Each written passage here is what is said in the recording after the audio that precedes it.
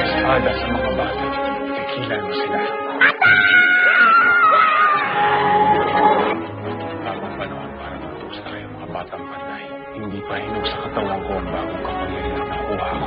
Andreas? Magtra-traitor sa Panginoon ko. Andreas! Andreas, wag!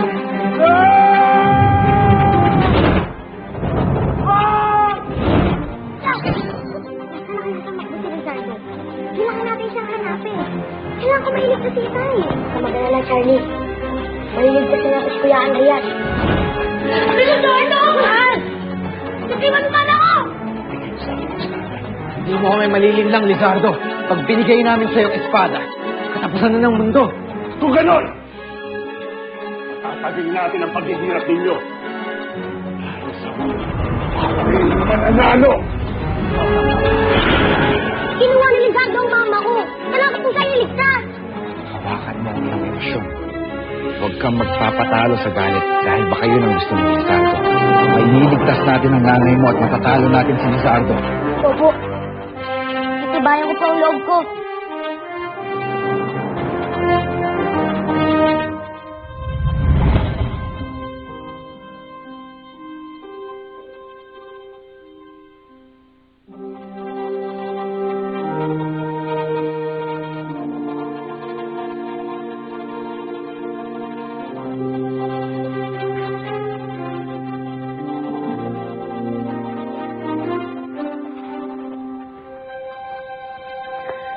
Haji, gabi na. Di ba dapat nagpapahinga ka na? Batang panday, ano ang dahilan at umiiyak ka? Si Ate Fatima po. Akala ko, buhay na siya ulit. Kitang-kita ko. Akala ko nga, nagbalik siya para magkasama kami ulit. Para hindi na kami magkakaiwalay. Pero niloko ko ni Lizardo. Pinaniwala niya ako na buhay ang Ate Fatima ko. Haji, alam ko miss na miss mo na yung ate mo. At alam ko din na masakit para sa'yo na malaman mong hindi mo na talaga siya makakasama.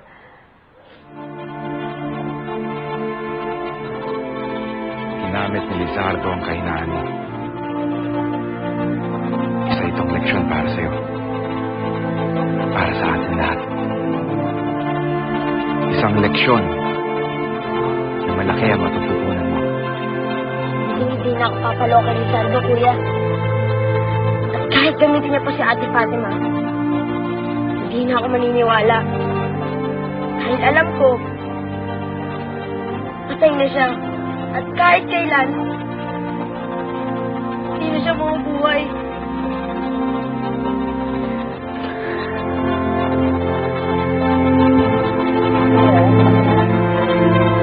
Kahit wala na yung Ate Fatima, nandito pa rin naman ako. Kita kami. Sama-sama pa rin tayo.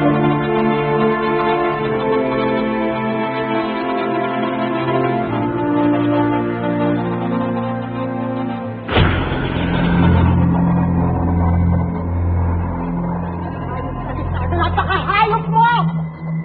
Gusto pang mamatay kaya mapailalim mo sa kapangyarihan mo! Hindi ka na makakawala sa akin. Sa pagkakataon na to, hindi ka na makakatakas. Cicero, muna, hawakan niyo siya. Bitawan niyo ako! Bitawan niyo ako! Bitawan niyo ako! Mayat! Ito ang iyong magiging kumasa. Wala kang mawala dito sana.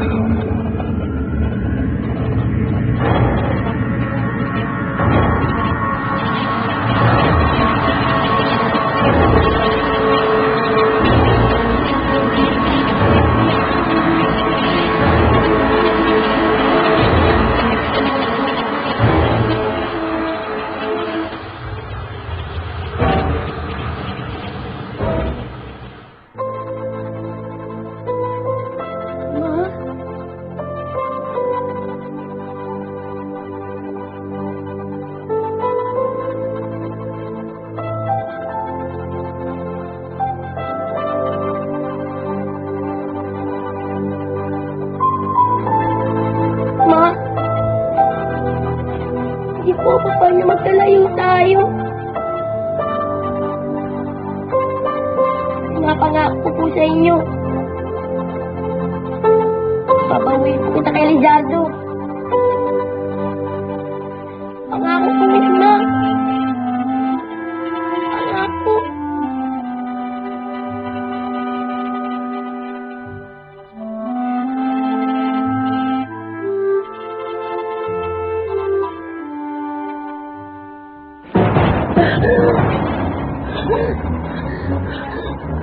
Pakawalan niyo na siya. Tignan niyo ang kanyang pagbabago.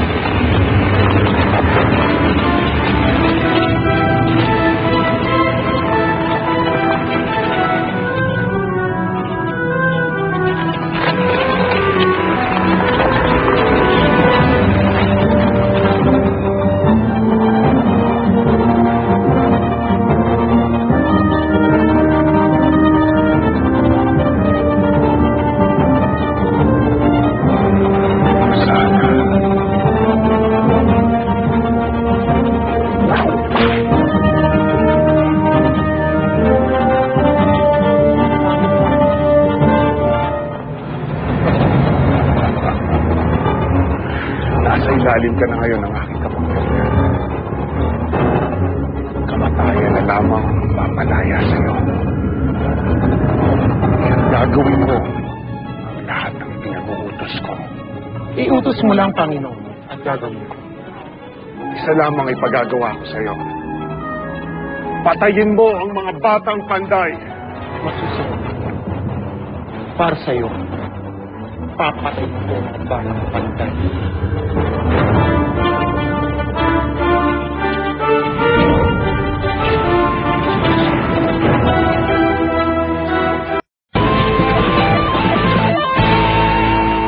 Ngayon nga, Andreas. Kayo ang unang makakaharap ng mga batang panday. Sandali yan, Panginoon. Bakit sila? Bakit hindi ako? Dahil mahihirapan silang kalabanin ng mga batang panday. Tama si Panginoon Lizardo. Lamang tayo sa labanan. Dahil hindi magagawa ng mga batang panday na labanan ng sarili nilang magulang. At hindi lang yan. May hinanda pa akong sorpresa sa kanila. At ano yung Panginoon Lizardo? Ang iyong anak, si Charlie. May tinanim akong masamang puwersa sa kanya. Nung inakala nilang tinalo nila ako sa mistiko. At ngayon, oras na para nahihingin ito. Pahinga na kayo mga batang panday. Malaking pagsubok ang haharapin niyo bukas. Good night, Kuya Arius.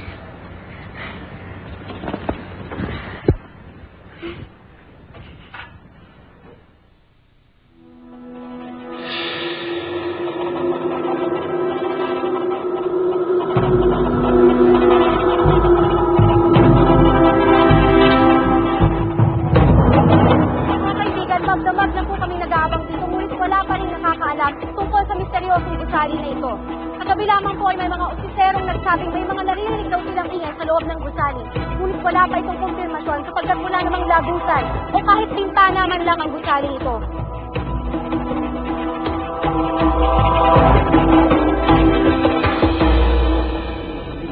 Oliver, Haji, Charlie! Orius! Halika kayo dito.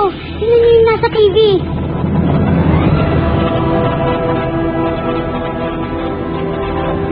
Bakit? Ano nangyari? Yung misteryosong building na umusubong sa disyerto sa Central Luzon. Orius? Kaya yun. Oo, Oliver. Mukhang si Lizardo nga may pakana nito. Kailangan po kung may nangyayari na, may movement po na nagaganap sa building na ito.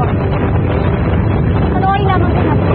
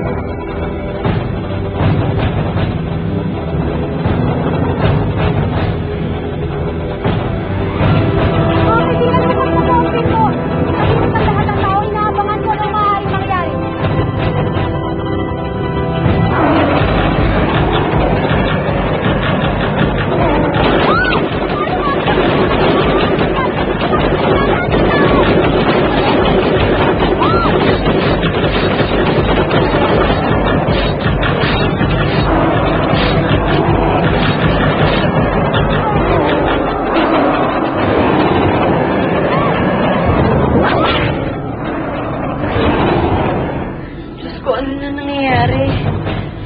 Mukhang yan na nga ang bagong putang ni Lizardo. At pinakawalan na rin ang kanyang mga halimaw sa sangkatawan. Ano pang hinihintay natin? Sabilis natin, abutin lang tayo ng isang oras bago tayo makapunta doon. Kung alam na natin ang punta ni Lizardo, nililigtas ko na si Mama. Pati yung tatay ko. Teka, huwag kayo magpadalos-dalos. Baka isa itong patibong ni Lizardo. Pero kung hindi tayo kikilos, baka mahuli ng lahat. Tama si Oliver, Kuya Omis. Oras na para magpusin si Lizardo. Kasi mga Panday Kids. Isiguraduhin ko. Ito na ulit patutuos namin. Ana! Teka! Oliver! Mga batang banday!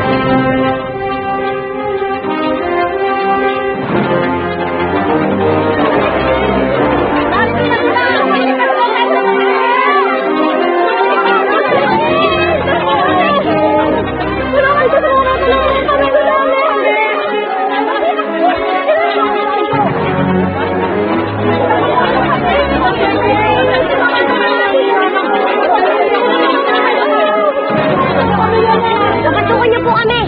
Kami na po ang bahala dito. Narinig mo sila? Papasukin mo sila.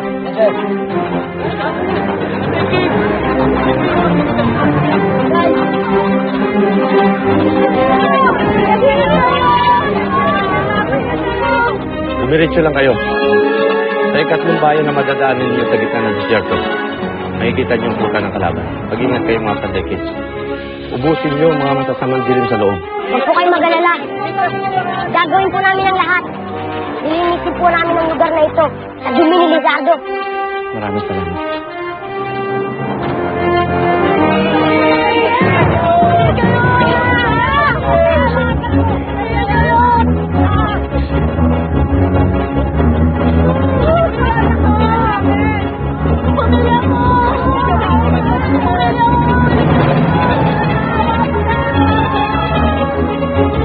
Susunod kami sa mga bata.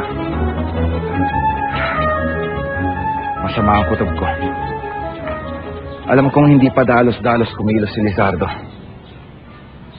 Nararamdaman kong meron siyang nakahandang patibong para sa mga bata. Sasama ako sa'yo. Hindi lang ako mapapakali kung may iwan ako dito. Sana sigurado ka, baka naman mapahamak ka. Baka lalo na pag nagkita kayo din ng uncle mo. Sana nga magkita kami, Jo. Para maipakita ko sa kanyang galit ako sa ginagawa niya. Malaki rin ang kasalanan ko dito. Alam kong may ginagawa ng masama si Tito, pero nagbulag-bulagan pa ako. Sinayaan kong gawin niya to. Ako din. Nagpabaya ako. Nagpabaya ako sa tungkulin ko. Hinayaan kong muling lumakas at muling magkasik ng lagim si Lizardo. Ako ang hinirang na tagapagbantay. At tungkulin kong bantayan ng mga bata. Hindi ko mapapatawad ang sarili ko pag may masamang nangyari sa kanila. Mag-iingat kayong dalawa. Papagdasal ko kayo.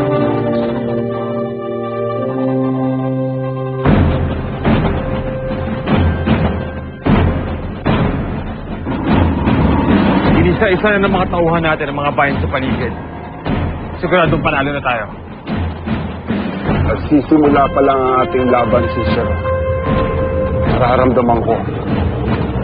At Papalapit na ang tunay nating hamon. Nararamdaman kong papalapit na ang mga batang panday. O sana, Andreas, ihanda niyo na ang inyong mga sarili. Oras na para saktan niyo ang mga taong nagmamahal sa inyo. Oras na para harasin niyo ang panghinana. Kung ano ang gusto mo, Panginoon, yun ang susunod. Humayo kayo at parusahan ang mga batang panday.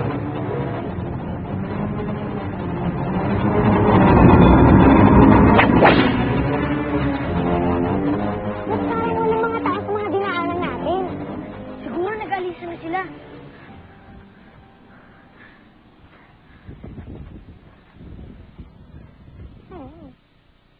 Bilisan natin. Malapit na tayo sa headquarters ni Lizardo. Tara! Narinig niyo yun? Ang Nicholas ko. Maganda kayo. May nagmamasid sa atin. Andito na mga kalaban.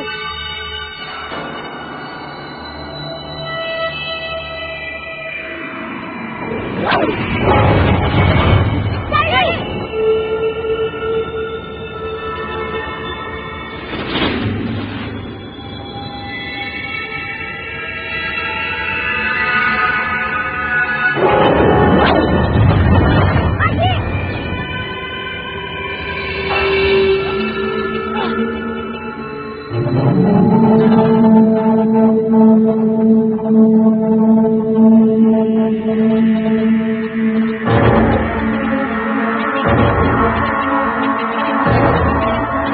Kumusta ka, Oliver? Ano? Namiss mo ba?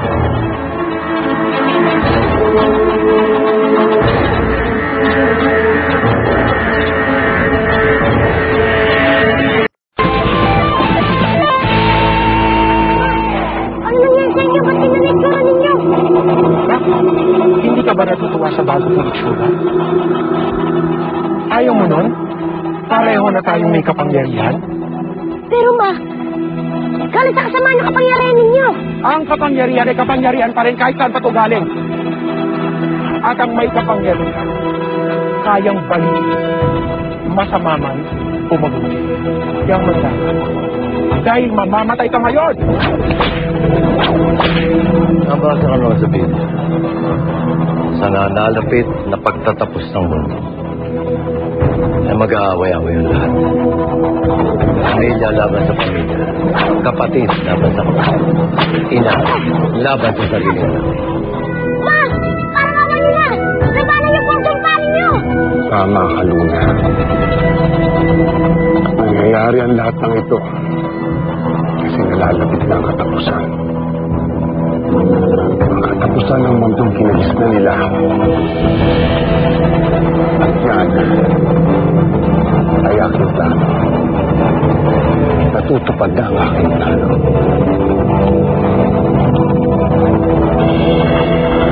Bakit aaksayahin ko pa ang panahon ko at oras na harapin ang mga batang panday?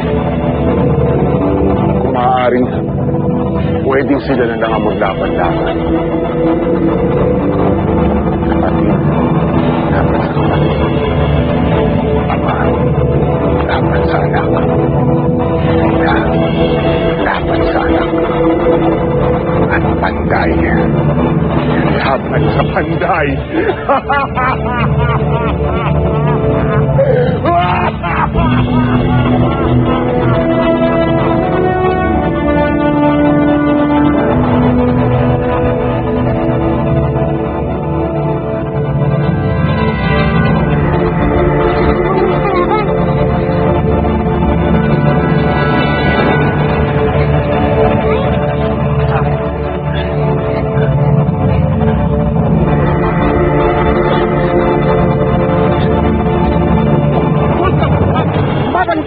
Hindi po, ma'am. Kahit ano po mangyari, hindi ko po ito sasaktan. Hindi ko po kayo lalabanan. Naniniwala po ako. Mga lalabanan niyo po ang suka na binigay sa inyo ni Lizardo. Nagkakamali. Chris, mamamatay ka ngayon sa maling akala mo. Mamatay na po kang matay. Bakit mahal ko po kayo, ma? Hindi ko po kayo lalabanan. nun! Mamamatay ka ngayon!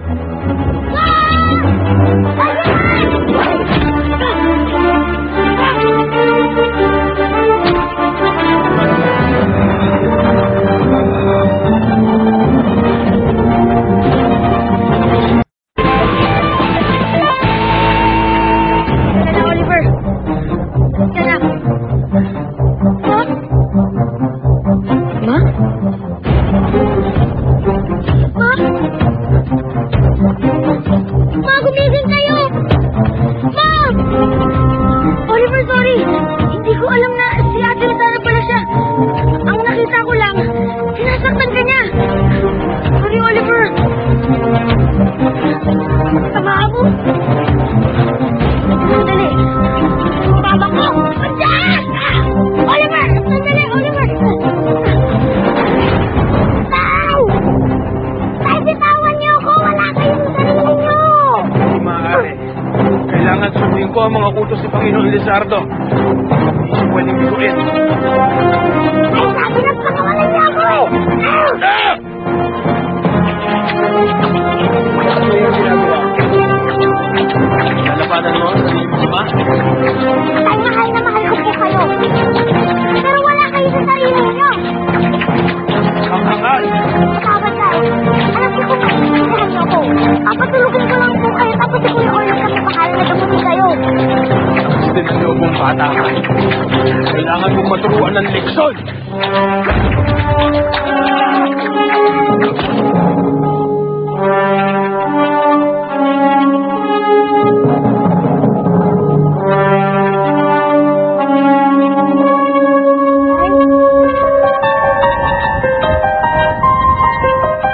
Ay, kung maintindihan niyo ako. Patawad. Patayin kita! Oliver! Patayin kita! Oliver!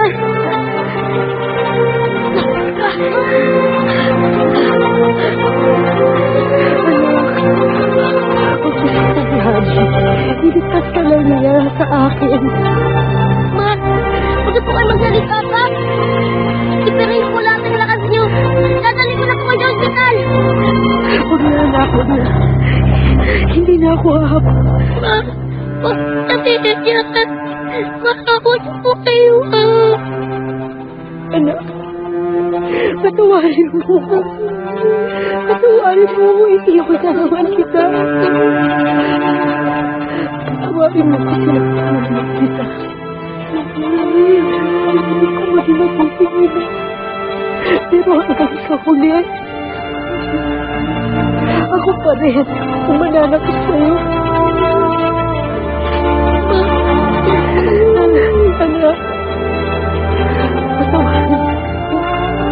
patawarin mo si Haji.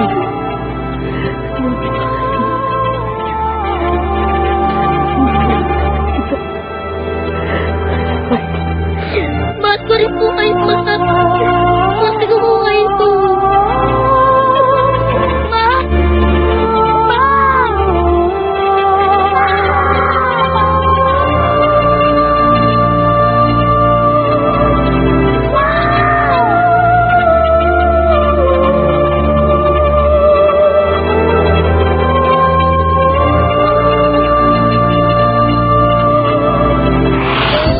Nag-aalala ko para kay Oliver eh. Baka hindi niya makayanan ang pagkamatay ng mama niya. Baka pati yung pagiging panday-kid niya maapektuhan. Naku, nalang po ako naging batang panday. Dahil sa pagiging batang panday ko, kinuha ni Lizardo ang mama ko. Wala ko ngayon. Ayoko na maging panday kid. Talagang ako, kumising ka.